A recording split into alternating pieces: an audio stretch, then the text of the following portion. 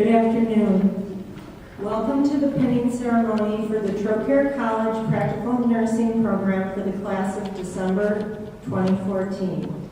At this time, could you please silence your phones in order not to disturb the ceremony?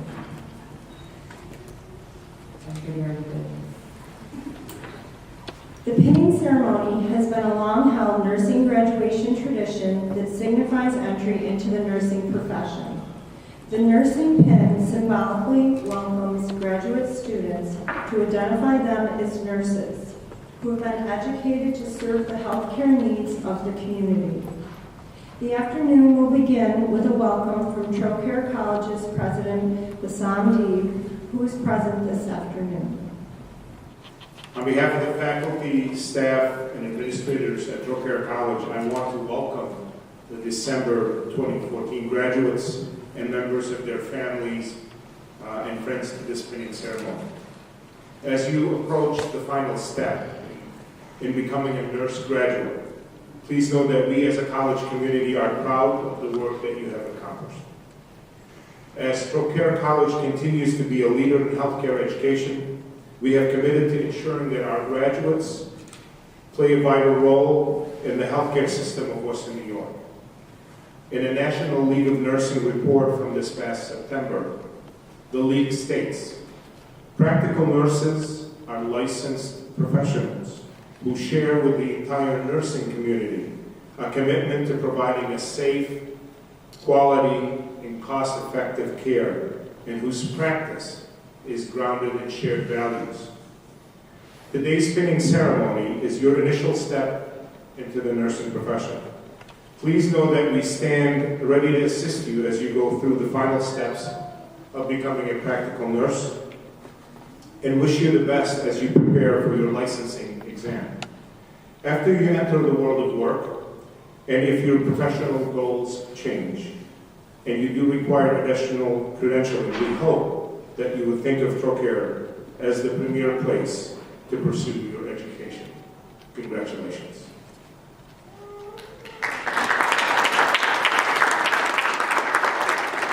Thank you, Deputy. At this time, I would like to introduce Dr. Carol Fanuti, the Dean of Nursing. It's also part of our welcome. Hello, everyone. I just would like to say welcome to all of you and congratulations.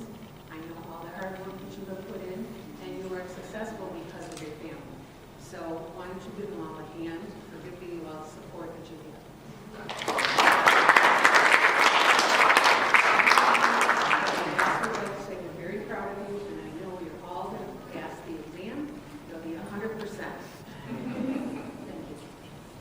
Thank you, Dr. Fanuti.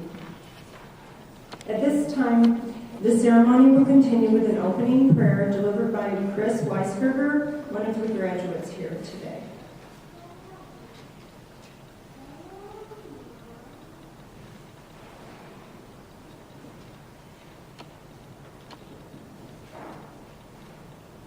Gracious Heavenly Father, you create life from the earth on which we dwell, and breathe into it new life and meaning. Graciously, you empower us with knowledge and skills to aid one another as we live out our life on this earth. Bless our gathering this afternoon as we recall your grace and kindness to these graduates and celebrate the endings and beginnings of the opportunities you provide. Empower us all to live lives worthy of the callings you offer, that we may strengthen one another and your creation as we walk together with you through this life. In Christ Jesus' name we pray. Amen. Thank you, Chris.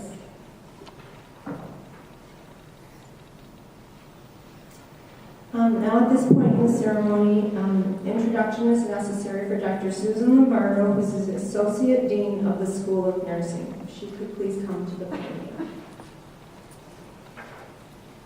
Congratulations, everybody. Prior to the introduction of the guest speakers, I'd like to recognize the special people that are in our audience tonight. Richard Lynn, Dr. Lynn, the Vice President for Academic Affairs.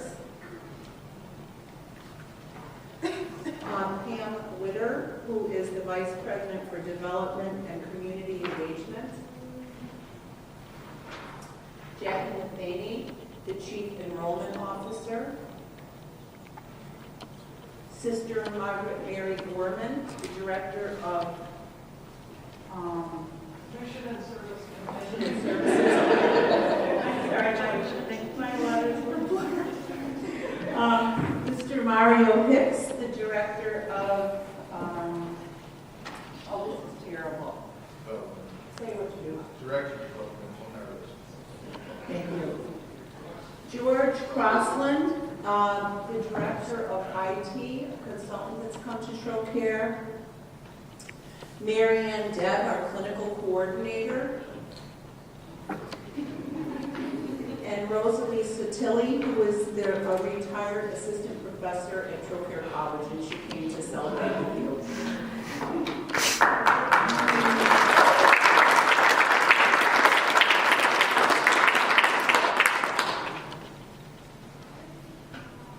The first speaker this afternoon is a Trocaire College alumni, Amy Serba. Amy graduated from Trocaire College in May 2013. She is currently caring for patients at the UB Med Internal Medicine and Pediatric Associates practice in Western New York. Her respectful, kind demeanor to patients, staff, at clinical as well as peers was ever so apparent during her education at Trocaire. Amy repeatedly had to be reminded that clinical was over because she always wanted to stay extra to help her learn more, she would say.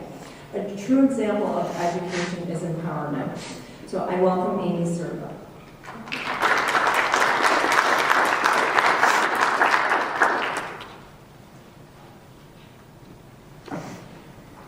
Please bear with me, this is my first time public speaking.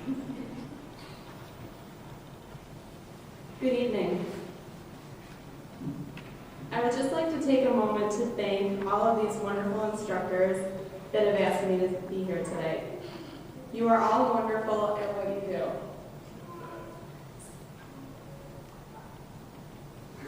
Sorry. You are all wonderful at what you do, but you are also an inspiration to me. So thank you for not just allowing me this opportunity, but for everything. I believe the last time that I was on stage, I was at my pre-K graduation. They called us up individually and asked us what we wanted to be when we grow up. My answer, a nurse. Even though I stand here today as a nurse, it wasn't always a lifelong goal of mine. Now I see why my pre-K self came up with the idea to be a nurse. 2 weeks after I was born, I was in and out of doctor's offices with a double ear infection, and before the age of 5, I had 2 sets of tubes, 3 eye surgeries, and my adenoids out.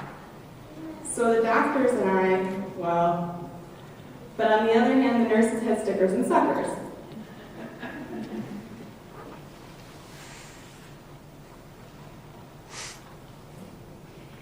Sorry, there's a lot of papers up here. Now, I'm sure all of the new nurses and veterans here today have their own story or reasons of why they became a nurse, but I'd like to thank you for letting me share mine with you. My journey to becoming a nurse wasn't always a straight and narrow path. When I first applied to colleges out of high school, I wanted to be an English teacher. I'm pretty sure I changed my major 2 or 3 times, mainly because I had no idea what I wanted to be when I grew up. Now looking back, even into my childhood, I realized my path to becoming a nurse was well mapped out for me. And now I have to agree when people say that nursing is a calling. What I didn't realize until I sat down to write this was that I've been surrounded by wonderful nurses for most of my life. I met my stepbrother when I was around 9 years old. He was diagnosed with non-Hodgkin's lymphoma sometime before I knew him. And like most people with cancer, Roswell became a second home. He was there so often. During his last 2 years with us, Mom did her best to shield me from the horrific things involved with cancer. But it didn't stop the effect one of his nurses would have on our entire family. Roswell is known for having nurses that are great at what they do, but this nurse went above and beyond and maybe a little overboard. My brother would be at Roswell for months for treatment, and after his nurse would finish with his rounds, he would come into his room to work on his paperwork and charts with my stepbrother. During this time, they really grew close and found that they had a lot of things in common. Our parents would go to visit, and this nurse would be there, and the bonding extended much further. When my brother was discharged, the nurse started coming to the home to visit. At this point, he wasn't just a nurse at Roswell. He became our family's friend, always there to help out emotionally and physically. My brother passed away at 19 in the house before we could get hospice involved. His nurse, our friend, stayed at the house for some time after that, helping pick up the pieces of ourselves. He's still an inspiration to me. As wonderful as our nurse from Roswell was, that wasn't what gave me that calling feeling. It wasn't until a few years ago when my mom's father, my grandpa got sick. Now I know this sounds horrible, but years ago, if I were going to guess which one of my mom's parents would get ill first, it wouldn't have been my grandpa. If you could have met him even at the age of 80 before he started to get bad, you would have thought that tough old stubborn bird would have outlived me. But when he did get sick, we had to get the help of hospice because there was no way my grandma could take care of him by herself. They had hospice come in the mornings to get him up and ready. Since my grandparents only had 2 children, my mom and my aunt, they were rotating putting my grandpa to bed at night. After a while, this became very hard on them. My aunt was going on 11 years with a kidney transplant, and my mother has multiple sclerosis. So what we did as a family was divide the evenings between my mom, my aunt, my cousin, and myself to ease up some of the stress. Around a year later, my grandma went in for shoulder surgery. I had been taking her to appointments when my mom and my aunt couldn't. It was around this time we found out that she had stage 3B lung cancer. If you don't know much about lung cancer, it doesn't have a very good prognosis unless it's caught in the very early stages. With this new diagnosis meant a lot of doctor's appointments, and my mom and my aunt worked jobs that they could not take a leave of absence, but I could. Now, if you've never been around somebody with cancer before, every day is different. One day they could be at an all-time high, and the next they could be at their lowest. I remember some of the things that my stepbrother had to go through, but nothing could have prepared me for the things I was about to face, not just physically, but emotionally. And so far, if there's one thing that I learned about being a nurse, is that it's not always about the physical things you do for somebody. Sometimes it's about how you're there for them emotionally. I could probably keep you here all night talking about the experiences I had during this particular time, but I can think back to 2 specific times where I truly remember thinking to myself, I need to be a nurse. Not just I want to be a nurse, not I probably could be a nurse, but that I need to be a nurse. I believe the first time I was sitting in the oncologist's office with my grandmother waiting for him to come in and review everything that was going on with my grandmother and her radiation treatments. When he came in, he did not have very much to say. This is not the first time I met with Dr. Not Say a Lot.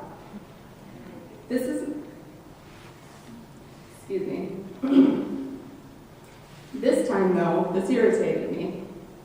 And if any of you know me, I don't get irritated very easily. I am one of those people where I tend to let things go and let them bottle up. And after so much, it kind of explodes.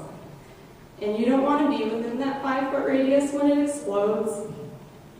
Well, that doctor was in that 5-foot radius when it did. and I don't think he liked it very much. But he did sit there and he did listen to what I had to say, so I have to give him some credit for that. Somehow I managed not to yell and scream at him, but I did manage to give him all of my 2 cents. What I don't understand is that even though somebody is dying and on their deathbed, how somebody could treat them as if they weren't a human being. I had my grandmother sitting there next to me, listening to me pretty much rip this doctor apart, telling him that it doesn't matter, young or old, what's happening to somebody, that they deserve to be treated with dignity and respect. This did a few things to me. It broke my heart that she had to hear that.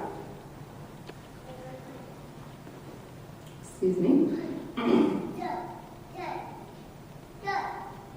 And it also made me think that, what about the rest of the people sitting out there in that waiting room? There were dozens of people waiting for their radiation treatments, and not all of them had people sitting there with them to go in and fight for them. What happens to those people? The second time was when we got home from one of her radiation treatments, and I was given the instructions to change the dressings on my grandma's lymphomas, which are like fatty cysts. Well, I couldn't get her to move off the couch, first of all. So there I am with the supplies that the oncologist gave us, sitting on the couch next to her, getting ready to change her dressings. Now, at this point, I have no medical training or background whatsoever. I have courses, and I've changed some of their dressings a few times, but that was the extent of it at the time. I had never really had the chance to see her lymphomas before. She had always had a sweatshirt on or a bandage covering them, but now the lymphomas were mad and they needed a little TLC. So when I took off the bandage, which was completely saturated, and the hard, fatty lump, bigger than my fist, is raw and weeping from all the radiation, I had to tell myself, Amy, don't flinch or make a face. All I wanted to do was cry. I was literally witnessing the cancer destroy my grandma from the inside out, and it was sickening. But I took a deep breath, and I tried to put on my best face and care for my grandma and love her through this horrific time. After that, I knew I could do this. After that, I knew if I could do this for someone I love unconditionally, I could do this for anyone. Not everybody has somebody to look out for them. I have learned this the hard way and have had to reach out for advice because I didn't know how to handle it. Right after being licensed, I spent a short amount of time working in a nursing home for a long-term care and hospice unit. My very first night there, I had a resident pass away. Her family was called and notified that she was transitioning so that they would have enough time to come in and say their goodbyes, and nobody showed up. The nursing staff stayed there with her and held her hand as she took her last breath. Being a daughter of somebody who has MS, I know what could happen. I am so thankful I will be there to fight for my mom when she's not able to fight for herself. So if you take anything from today, please don't feel sorry for me or my family. I am honored to share my experiences with you in hope that maybe that one annoying resident who keeps pushing their call bell every 5 minutes, or that patient who comes in every other week you wish wouldn't, that you step back and think about them for a moment and maybe what they have been through, because they might not have anyone else to look out for them or care for them. To them, you might be the only family that they have left. Take pride in what you do, because being a nurse is so much more than passing your NCLEX. It's loving and caring about your residents and patients, even though you just met them. It's helping somebody walk when they think they can't take another step. It's being the shoulder that they cry on, and sometimes crying with them. Congratulations and good luck on your nursing careers.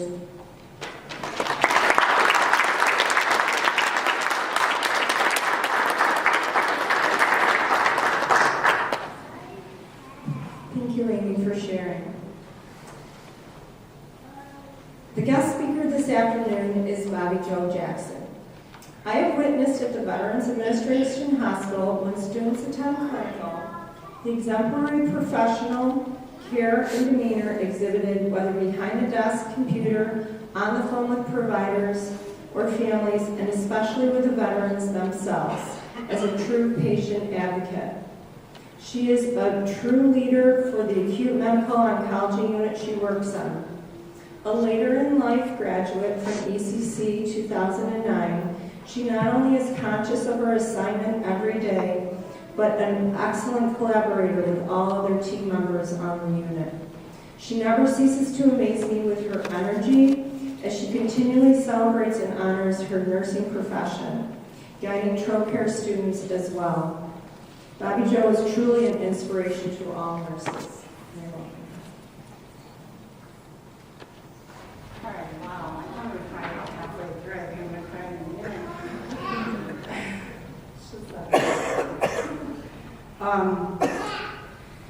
all right, well, here's the introduction. And as a registered nurse, which you guys will experience, and I know you'll go back and you will be proud of where you're at right now. Very proud. Just to start off, I want to thank Marlene. It's been fantastic working with Trocaire students. You should be honored. I see the difference as the students come in, different levels, different schools, and I have to say, the only school I sit back and I say, Marlene, are these the LPNs or the RNs? And that's a lot to say to the professors, to how much work you guys are putting in, the focus. And it's definitely a lot of hard work, a lot of information being thrown at you, where sometimes you sit back and say, I didn't sign up for a doctor's school. I'm a nurse. What are you guys talking about? It happens. It is overwhelming. I also like to thank friends and family. I remember 2009 sitting right where you were, feeling, yeah, sure, my friends and family come to me, sure. Until realizing, listening to my speakers, how much I put my family through. Late nights, writing papers, writing talks, getting together with friends to study, all at the same time as having 5 kids, a police officer, a husband, and a volunteer firefighter. So it was a difficult stretch. I also like to thank professors for getting them ready, 2013 graduate nursing students. Tissues for her story, that's for sure. It's fantastic. Congratulations. Just real quick, just a little overview of the meaning of the pen and taking pride in it. The meaning of the pen is to welcome nurses, and came from Florence Nightingale, and they used to call her the Lady with the Light as she walked around checking on the soldiers, the injured, illness, those soldiers. But what I didn't know, at least maybe I didn't pay attention to it at the time, females 18, what was it, 18, 13 I believe it was, they just weren't regarded as professional, so she started to cook for them. She would walk around and feed them, clean their area, give them fresh air, and she came from a well-off family in London. So she could have whatever she wanted. Her parents, I'm sure, were probably wondering why she was cooking for ill people and she could get sick also. I'm sure some of our families wondered why we want to do that too. Also, the lighting of the candle, how important it is. So thinking back and how new it was. There was no such thing as nursing in the way that we know it. So it was definitely something that she did. an inspiration. She paved the way for women in nursing and women in general in professional situations. How I became a nurse. After many trade schools, waitressing my entire life since I was 16. My mother was a hairdresser. So we definitely liked people and we liked to talk. So hopefully I won't bore you. But I needed something new. So I did taxes. That was not fulfilling. I also, still waitressing, also sold real estate. Fun, not fulfilling, but fun. And these were all fantastic, situations that I was in with people, handing them checks, or maybe they were crying over their taxes, but new house, stuff like that, all very happy. Also, my best time as waitressing was Samuel's Grand Manor. So worked there for years, fantastic, took pride in my job, trained many of wait staff, and on my way out the door after graduating from nursing school, they said, can we videotape you at least just once training a waitress, which I thought was hysterical. They wanted to use a videotape of how I trained a waitress. I'm like, it's really not that hard. Just give them what they want and nod and say, okay. It's really not that hard. So I never understood how somebody couldn't get the easiest point with that. And you do take that in the rest of my life too. I graduated from ECC nursing program in 2010. It's 2009. I didn't know until I saw my opinion notes. How do you do that? It was at the end of the year, just like you guys. So you almost forget about what you did and that you really were a nurse. 2014, 9 for me. It was a tough battle. It was difficult while raising kids, and everybody has a story to go along with how they studied and how much hard work they had to put in, what their family had to go through. So I won't bore you with that, but definitely daunting. And then I was hired by the Veterans Hospital of Buffalo, where I work on 7C and acute med surg floor. Very busy, exciting floor, and very different. We have very quiet patients and not so quiet patients. They're very alert-oriented and not so alert-oriented. So we definitely get your spectrum of everything. Our floor also does ventilators, and it's a fantastic learning experience, and it's great for a new LPN, new RN, nurse's aide. This is a commercial, sorry. Go on about my love of my job. Through the VA, I have sought out to learn other training. So I've also learned how to give chemotherapy. I was also certified as a PRI, which is a patient review instrument through New York State. I've also learned prevention of disruptive behavior, so preventative maintenance, so that staff and patients are not injured through their illnesses, and they become violent, and they don't even know it. So it's definitely for the safety. Also, I'm a member of our National Nurses, United Nurses, fantastic union support group. I'm also on the fall committee, and I support other committees that we have. Together, they're all for the safety of the patient, the safety of the staff, and the team. I'm just going to run through real quick my days as an RN / nurse with ancillary staff and multidisciplinary teams. I start my day out as happy as I can. I visualize leaving my personal problems at the door at the gate of the VA. I pick up my nursing bag right there, and it's a visual. It has to be done. It's for the safety of you and for your patients, and you will do that throughout your day. Stay focused on your patients. Stay true to yourself and your profession and your coworkers. That's how you're going to be able to sleep at night. Remember your values and who you are, and don't forget them. Remember that you're all a team, no matter who you are.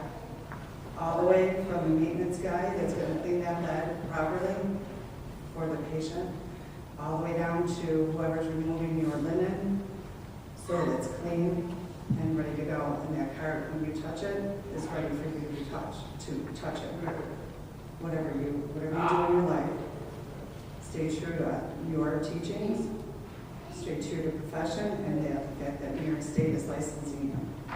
And they have put this faith and trust after you pass your exam, of course, which you will. Well educated.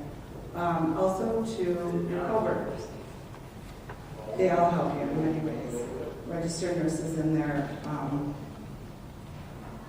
assessment and their care plans, and you add to all those assessments in a different way by viewing and staying very close to your patients at bedside and communicating everything to and with your team. Now, while staying true to yourself, you'll find that doctors, patients, family members, and even other nurses will tempt you to lower your standards of care. Don't do it. You won't be able to sleep. As a new nurse, I was taught how to do admissions and how to take my computer with me. I don't know why we come into this computer world, but we have. So I did. I went around with my computer. I was so excited. My first week, my first admission. And I'm talking to the patient, and I'm reading, and I'm talking, and I couldn't understand how I'm so used to talking to people, how come I can't talk to this patient? I was staring at my computer.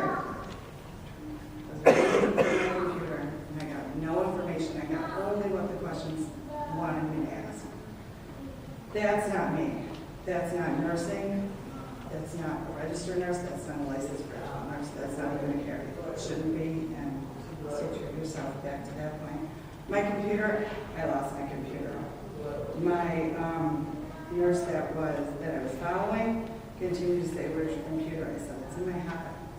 Just trust me. Just watch me, and please tell me and stop me whenever I make a mistake."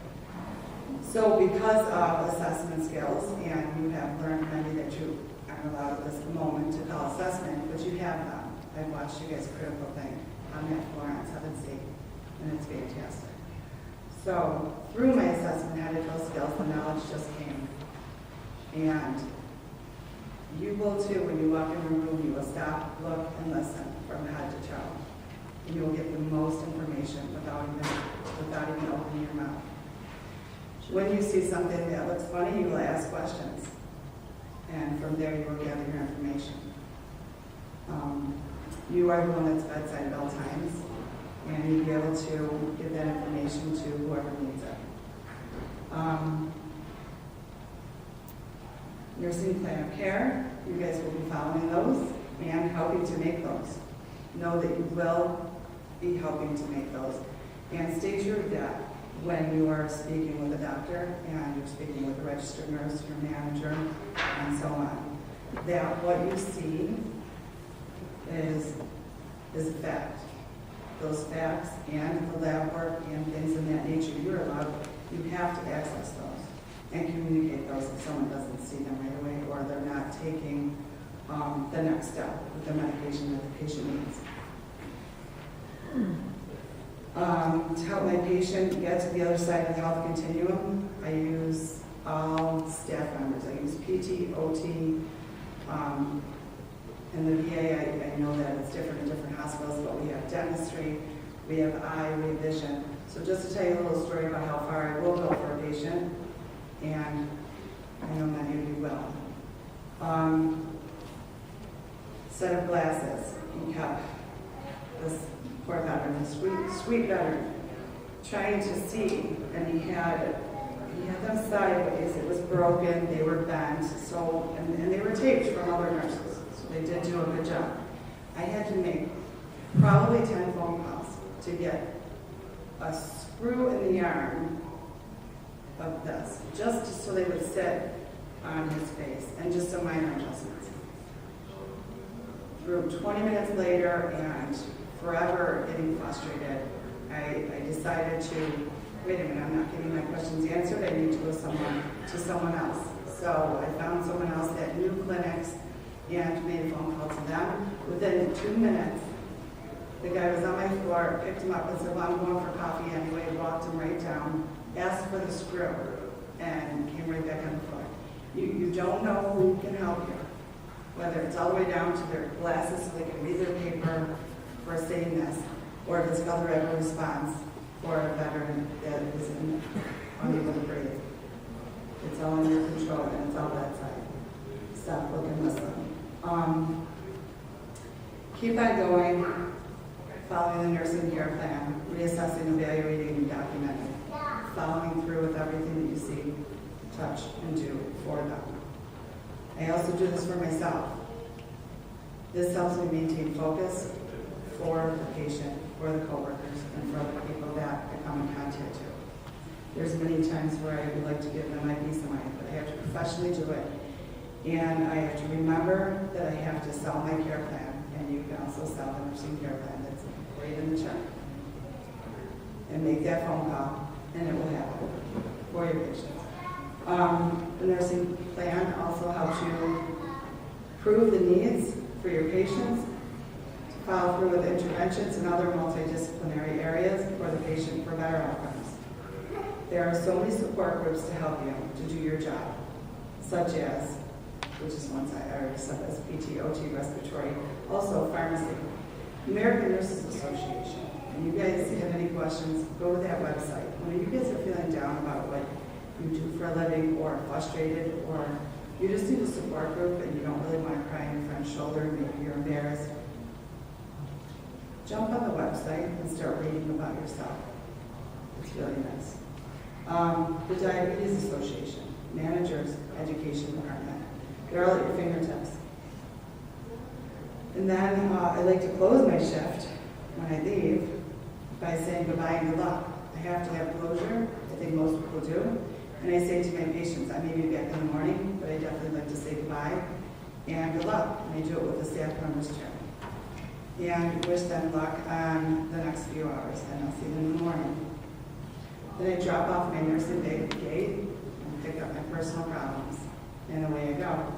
But in my car, I turn my phone. My phone is still off.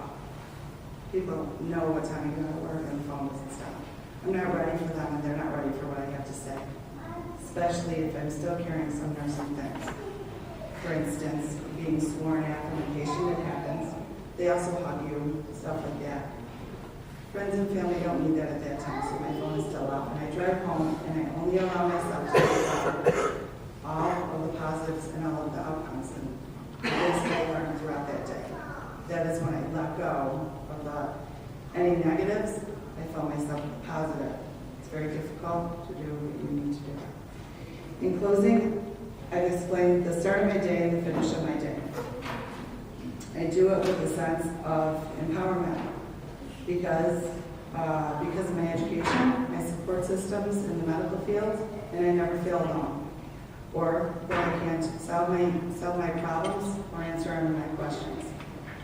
I leave knowing I did my job as a professional registered nurse for that shift, and I hope all of you will too, as a professional nurse. Congratulations and good luck to you in your profession. I do want to add one thing. Sorry, but we always do research, and just coming up here to write this speech, I had 3 stats of paper on my table, and my husband said, Bobby, what are you doing?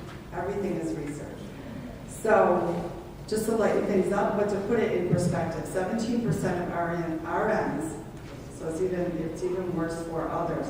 Yours, actually, you guys generally move up to being an RN, which is fantastic. But generally, they leave their first job. But the good thing is it's only 92%, or 92, not only, because it's come up. They actually stay in their field. Staying positive. The pledge is a code of practice. Okay? Stay true to that. Give yourself positives. Read it. Speak out and act and engage directly. This is just what the commissioner of London, because he wants to change the pledge. Just a little tidbit of information. Don't feel this way. Why don't we have an equivalent to a Hippocratic? It's actually the doctor role. Why don't we have the equivalent of that? Serve the medical profession and the patients worldwide for thousands of years. This is why we don't. because we have our own, and we've earned it. We have our own pledge. Some other things that I want to go over now, but something I never saw, go on the New York State Department of Education and just read a little bit about how they feel about us. And it's actually fantastic.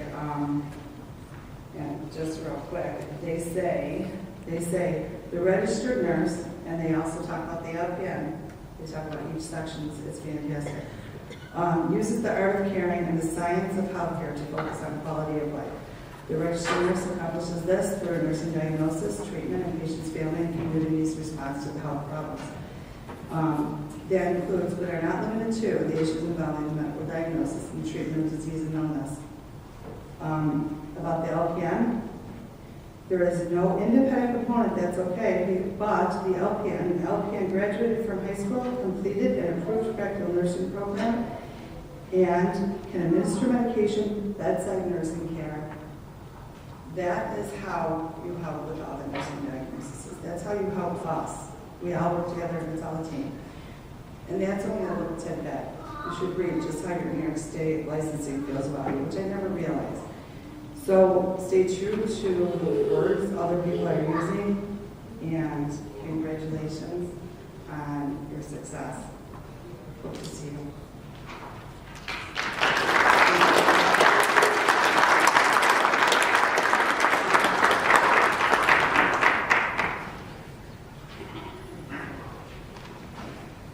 Thank you, Bob and Joe.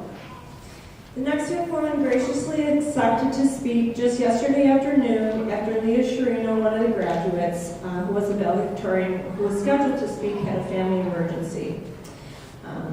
Nonetheless, I would like to introduce Alana, there you are, right? Alana Sanpandrak to speak. She graciously accepted within a couple, I came up with a little something to say within a couple hours. Her actions in both the classroom and the clinical setting make evident that she has chosen the right profession. She just needs to learn to use her voice, and this is the start of her public speaking.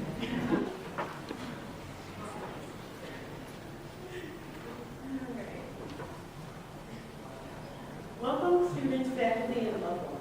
On behalf of the students, I would like to thank the faculty and staff that had to deal with us over the past year. Thank you for your time, patience, and experience you shared with us. I would also like to thank our family, friends, and loved ones that came to celebrate with us today. As I was thinking of what to write for this speech, I came across a quote that states why we are all here today. The quote was, "Never think that what you have to offer is insignificant. There will always be someone out there that needs what you have to give." As nurses, we all have our individual talents, but our common goal is for our patients' health and well-being. Some outcomes may be emotionally trying and difficult to understand, but no matter what the outcome may be, our patients will always be thankful for what we have to give. During this program, there have been times when some of us may have second-guessed our decisions to choose nursing, but as we continued in the program, things became very clear. Some of us have jobs, children, and families to take care of, as well as the time-consuming and stressful work needed to complete the program. But we didn't give up, and we made it. In such a short time, just 1 year, we learned about diseases, medications, treatments, and how to handle difficult situations. This was a lot to take in and learn in such a short time. But in the end, we know that it was worth all the stress and hard work we put in. Some of us are planning on furthering our education. Some of us will go on and do this for the rest of our lives. But at the end of the day, we have achieved a huge accomplishment in completing the practical nursing program at Trocaire. We should all be proud of ourselves. After getting to know the group of people for the last year, I am sure we have the ability to make a positive impact in the lives of our patients. So now that the program is over, we can all breathe a sigh of relief or even go out and get a massage or something. But then it's time to go out in our communities and put what we have learned into action to make a true difference. In closing, I would like to thank our teachers and families and all of you who helped us get to where we are at today. God bless us and Merry Christmas to all. Congratulations.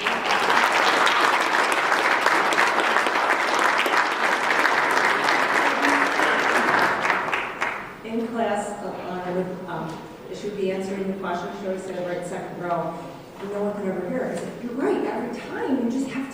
project your voice. Anyhow, at this time in the program, I would ask Dr. Lombardo to please return to the podium to introduce the graduate students for their pinning, because that's why we're here tonight, right? Significant persons who are pinning a graduate only come to the altar when the graduating student nurse is called. We have a very much smaller group this year, so we will be calling each student just one at a time. It's not the photo shoot time. That can be done after, but you know, if you want to get a picture when you're actually getting checked. Okay, Dr. Lombardo. So let me introduce the faculty who's here tonight. Mrs. Leffel, Mrs. McDonald-Bennett, Mrs. Slazak. So I'm going to call your name, and then the faculty, are you going up to the front, right? And I'll call the names individually and wait for everyone to get pinned. Thank you. Okay, the first person is Lisa Bow.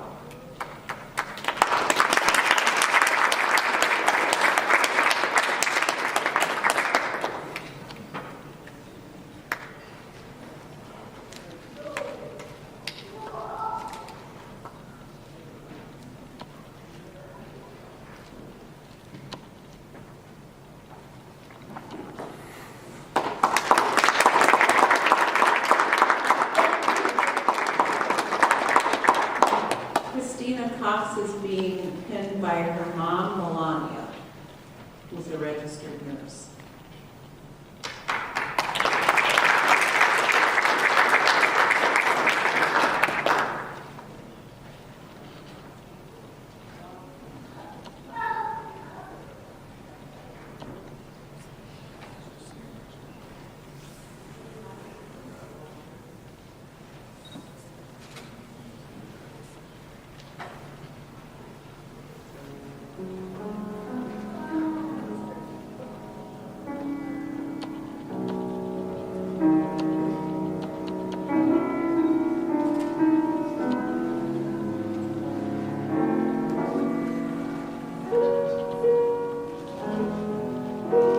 Michelle D'Amico Valera.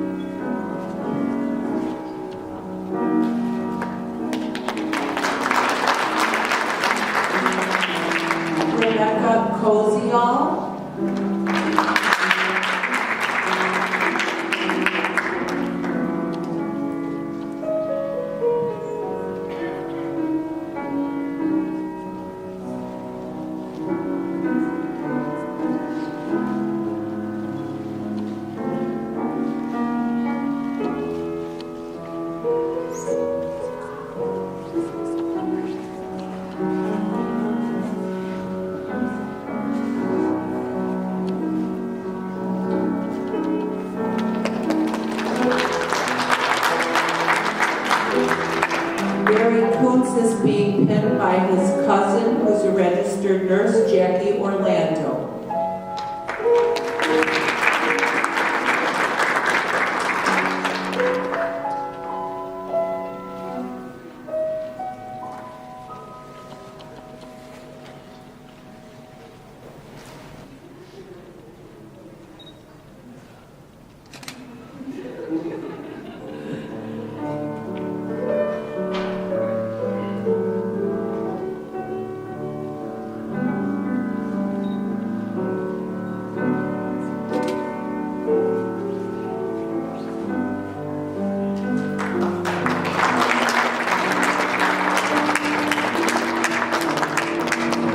Bethany Latozak.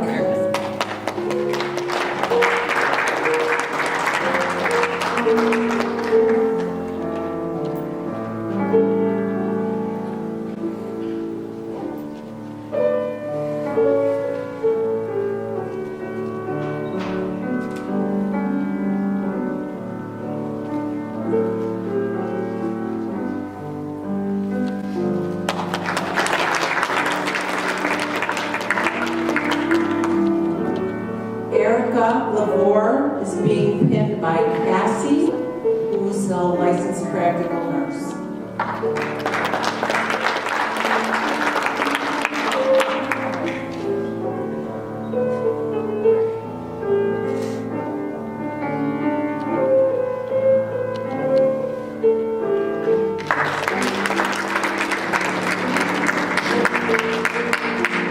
Nick Macchione is being pinned by a friend, Melissa Dinky, who's a registered nurse.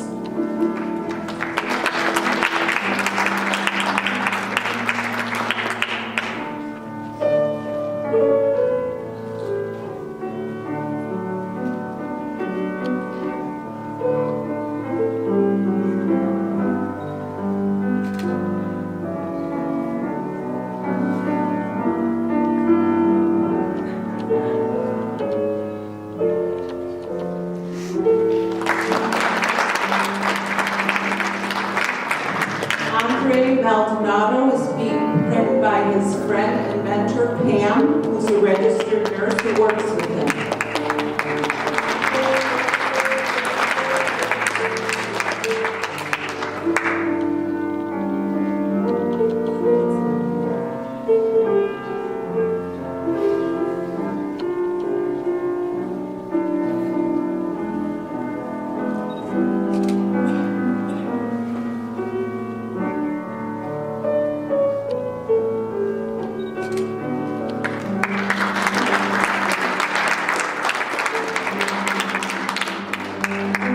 Alana Pendrak is being pinned by her mom, Mary, who's also a registered nurse.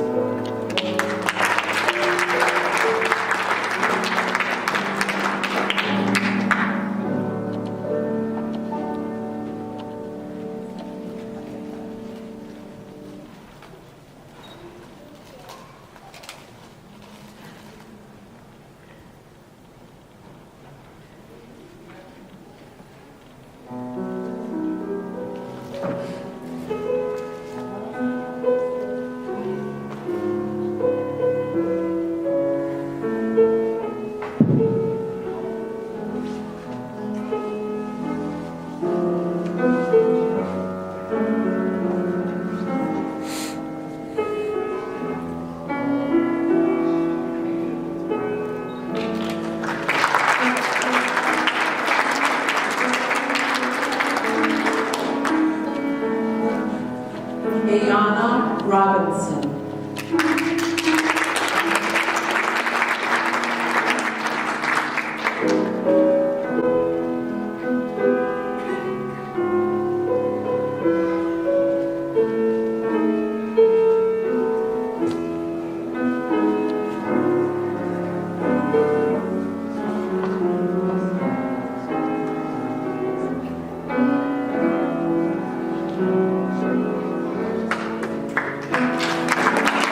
Patricia Slaviak.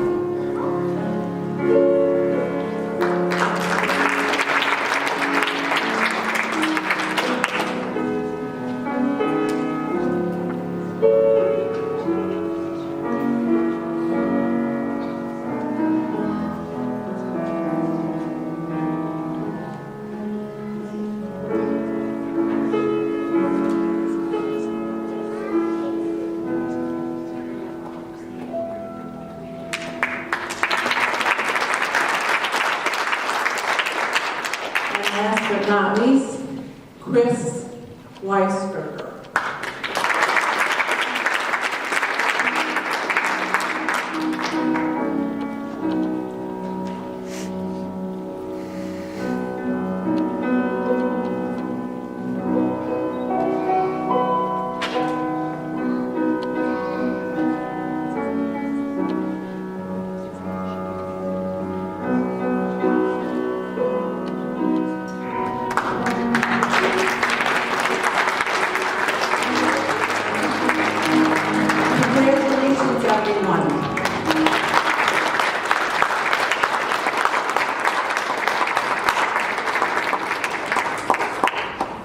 You have been pinned.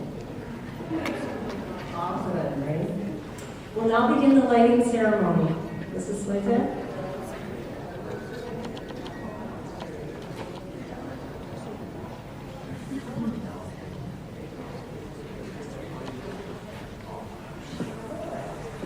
Will students please stand?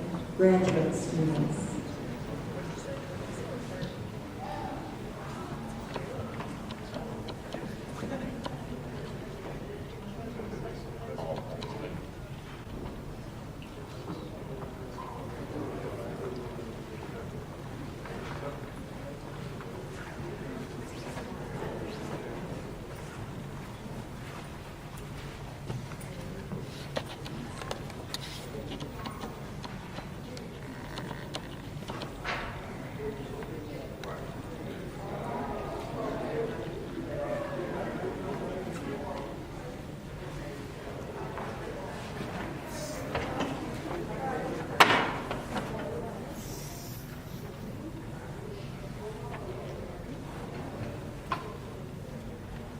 The professional nursing pledge is a statement of the ethics and principles of the nursing profession.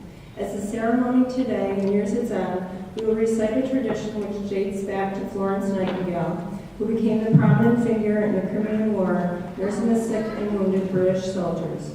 She became known as the Lady, or perhaps Anna, if you will. As a fitting tribute to her dedication, we will recite this during for the symbol of the nursing profession. And the pledge will be led by Barry Prince.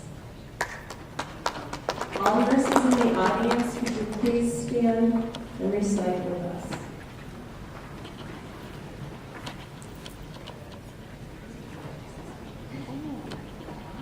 Yeah, we got it right. I solemnly pledge myself before God and in the presence of this assembly to faithfully practice my profession of nursing. I will do so in all of my power, and maintain the highest standards and practices of my profession. I will hold in confidence all personal matters committed to my keeping in the practice of my calling. I will devote myself to the welfare of my patients, my family, and my community. I will endeavor to fulfill my rights and privileges as a good citizen and take my share of responsibility in promoting the health and welfare of the community. I will constantly endeavor to increase my knowledge and skills in nursing, to use them wisely. I will zealously seek to nurse those who are ill, wherever they may be, and whenever they may be. I will be active in assisting others in safeguarding and promoting the health and happiness of my family.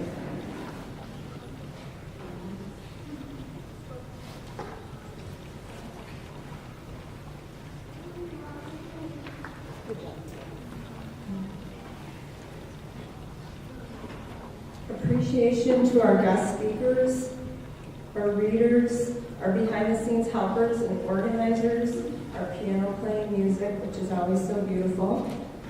Anne Frank once said how wonderful it is that nobody need wait a single moment before starting to improve the world. Some of you may have heard me say, change your corner wherever you are.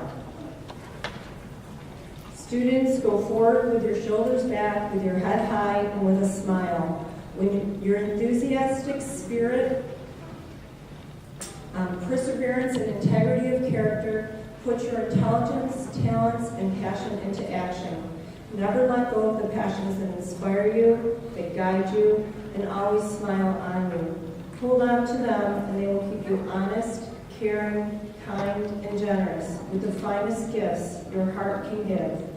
It has been a pleasure. In conclusion, I'll have a closing prayer by Christine Cox. Dear Lord, today is fresh and new like no other day.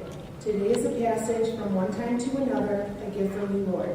Grant us the grace to see this and seize it. We pray for all of us here this afternoon who have met the challenge and kept the faith to the commitments of our studies. We first offer thanks for the success of our journey. Thank you for granting us focus and direction as well as strength and endurance. You have created the knowledge and understanding that we honesty and determination that led us in pursuit. All these good things came from you. Thank you. Today, we also pray for tomorrow. This graduation opens another door to another time. As you have led in the past, lead us now into the future. Give us focus, clarity, and a calling from you to understand our purpose and the courage to respond and step towards that purpose. We pray in the words of the scripture. Bless them indeed, expand their territory, let your hand be with them. In Jesus' name we pray. Amen. Our ceremony is concluded. The students will now process out.